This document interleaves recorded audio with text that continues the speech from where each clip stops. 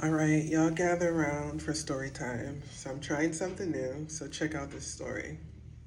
So, in a small village nestled between the mountains and the forest, there lived a young girl named Lily. Now, Lily was very kind and always puts people's needs before her own. She would help anyone that needed it, her friends with their homework, listening to their problems, but she also always forget her own well-being. So one day, Lily noticed this beautiful garden at the edge of the forest. The garden was vibrant and full of colors and just colorful flowers, but one in particular really stood out to her, and it was a wilting rose. And it was once the most beautiful flower in the entire garden. So Lily felt a strong connection to the rose and decided to care for it. So day after day, Lily would bring water and make sure that the rose had everything it needed, the rose plant. She makes sure it had water. She would feed it with compost. She would make sure that it has enough lighting. And, despite all of her efforts and kind work, she did not see a difference in the rose. It would stay wilted. So Lily became really frustrated and sad, and she questioned, why her love and care weren't enough to revive the flower. So one evening, a wise old lady who tended the garden as well approached Lily.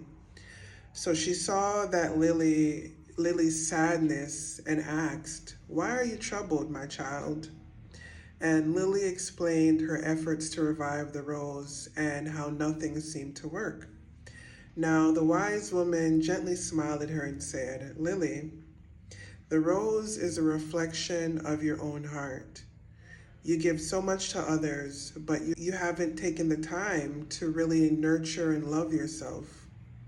So Lily was kind of puzzled because she felt like, she loved herself and she took care of herself. So she asks, "What do you mean?"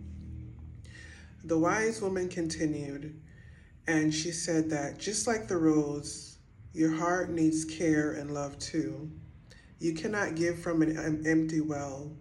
Spend time with yourself, understand your needs, and love yourself first. Lily took the wise woman's advice to heart. She began spending more time with herself and less time doing things for others.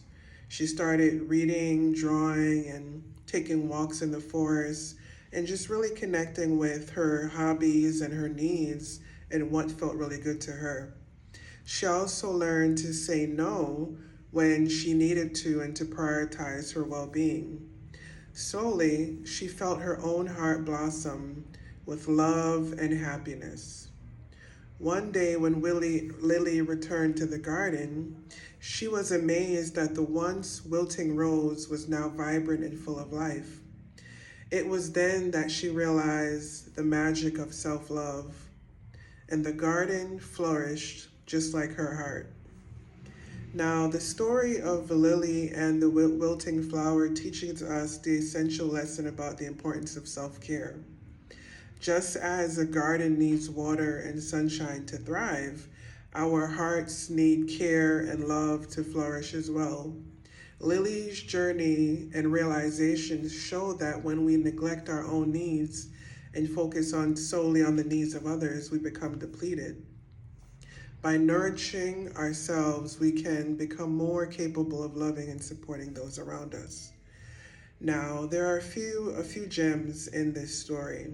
One is that the self-love is the foundation to a thriving life.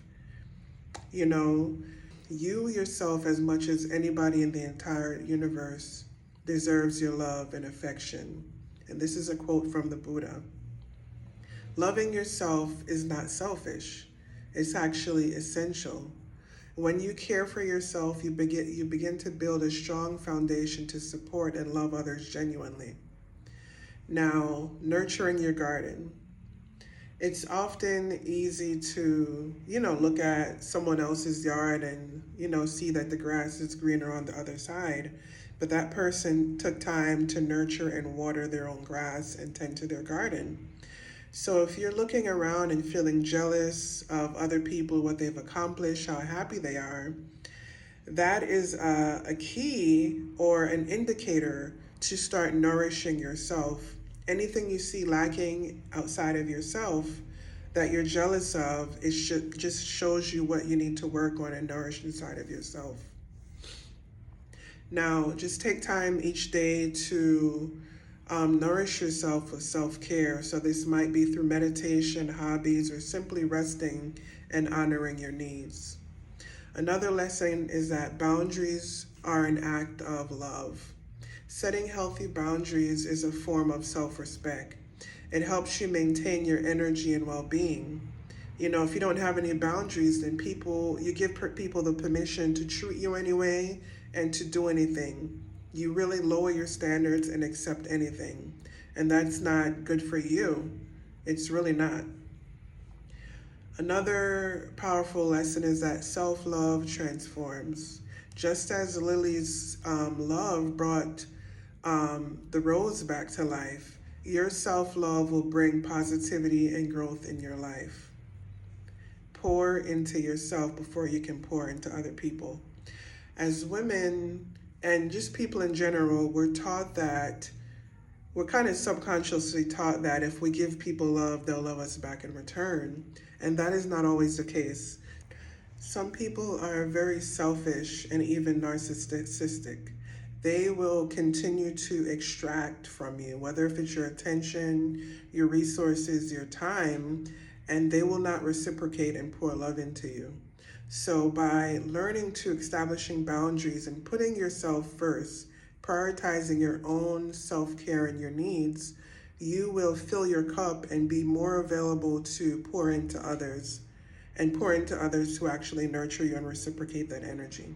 This is a very important lesson, especially for mothers. We often put everyone first and leave our needs for last. But if you're already depleted and burned out, you can't be there to nurture and pour into other people. So learn from Lily and start pouring into yourself and setting the time to prioritize your needs and self-care every day. It's important.